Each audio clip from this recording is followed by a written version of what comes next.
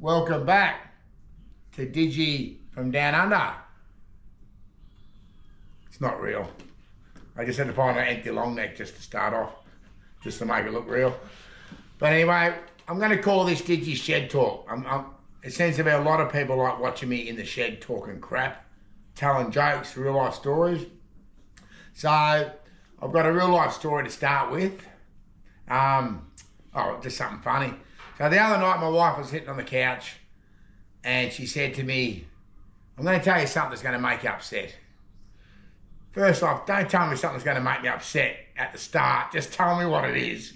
Don't work me up to it because I don't want to be uptight. So I goes, what is it? She goes, I want to change the colour of the wall, the feature wall in the bedroom. I said, it was 3 years ago that I did it. Big job painting, did a good job. I said, what colour do you want to change it? I don't really want to do it. She goes, I'm just sick of it. I said, what colour do you want to do it? She goes, I just want to make it the original colour that it was in the first place. So I said, we've had this for 3 years and you want me to change it back to what it was at the start. So I didn't even have to do it. Anyway. At least you don't have to cut it in. Yeah, at least I don't have to cut it in. That's the only good thing about the story. And I suppose I better do it. Happy wife, happy life. Or happy life, happy wife. That's my first story. So I got a joke for you. There's two snakes. There's two snakes in long grass. And one of the snakes says to the other snake, are we venomous?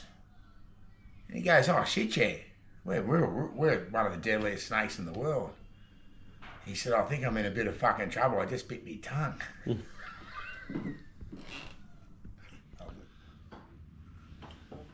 Got a real beer now.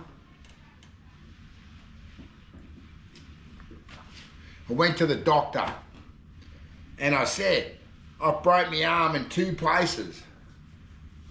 He said, well, you better stop going to those places. Sorry, it's probably you laugh at your own jokes. I bought a book from the library. It was on gravity, about gravity. I just can't put it down. I said to me dog, what's that on top of the house? He said, roof. That's my favourite, that one. A policeman gets pulled over. Jesus, a policeman. No, they can't get pulled over. A priest gets pulled over by a policeman. Yeah, that's right. And anyway, copper gets out. He walks up to him and he says to the priest, have you been drinking? And the priest goes, no, I'm just been drinking water. And the policeman looks, there's an empty wine bottle next to him. And the priest looks at the wine bottle and he goes, good heavens, he's done it again. Anyway, let's not get too religious here. Hopefully you got the last joke. That it's all to do with turning water into wine. Back in the day, when the old Jesus that walked on water. If he did. Anyway, he might have. But it's all about when he turned the water into wine. And the bread thing, you know, when there were 500 people around. If anyone knows all about that, you will get that joke.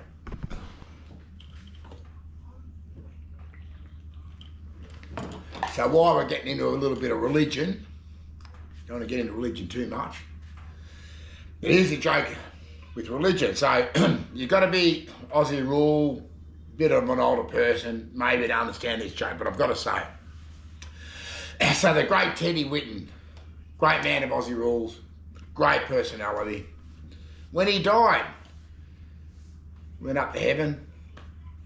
He's up there. He's at the pearly gates, waiting to get in. St. Peter comes out. He must be the second in charge up there. And he looks at Teddy Whitten. And he says, "You're Teddy Whitten. You're that legend from Aussie Rules. God, you're a beautiful kid. You know, I remember you." He said, he gets a footy, the Sharon, the footy. He said, "Yeah, Teddy," he goes, "grab this footy, show me how you kick it." So obviously, Teddy's pretty old when he died, but maybe when you get up there, your body gets good again and you can kick shit, so, or whatever, your soul. So he gets the footy, he gets onto it, this beautiful drop punt, 60-metre kick through the cloud. And these big hands go up in the cloud. Take this great mark out of nowhere. And Teddy said to St. Peter, "Who's that?" He goes, "Oh, that's God. He thinks he's Gary Ablett." And that's the first Gary Ablett, not the young fella. Anyone that's a bit older will know that one. That's a good joke, that one. So after Teddy had done his thing, another fella's come up, another soul has come up to St. Peter. He's in there and St. Peter's trying to look up about him.